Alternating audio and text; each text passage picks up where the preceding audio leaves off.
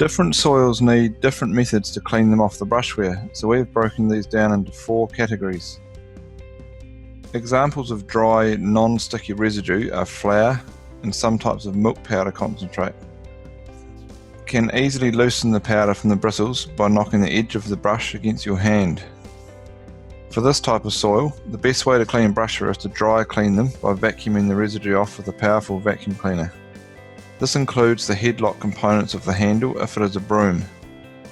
If the vacuum cleaner is not dedicated only for use in the same area as the brush where you are cleaning, then you should keep a separate vacuum nozzle that is only for use in that area and use this to avoid cross-contamination from other zones. Examples of dry, sticky residue are sugar and other powders under humid conditions, which cannot easily loosen the powder off the bristles by knocking the edge of the brush against your hand. For this type of soil, the residue needs to be wet cleaned to remove it, and this is achieved by rinsing the brush head in warm to hot running water between 40 to 60 degrees Celsius. Likewise, the handles and handle components can be cleaned in this way.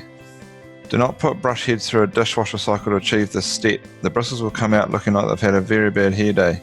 This is not irreversible, but will take time to get the bristles back straight how they are supposed to be. This will be the same for any high quality brush that uses the polyester PBT type bristle.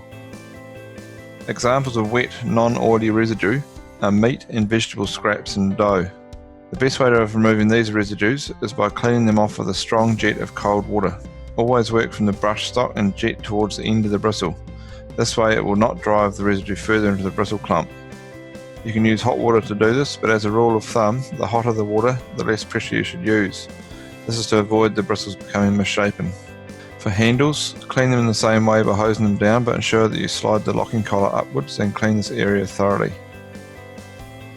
Examples of wet, oily residue are frying oils and release oils. Wet and oily residue can be especially problematic as the oil coats each bristle and causes other debris such as flour or breadcrumbs to stick to it until it becomes almost unusable.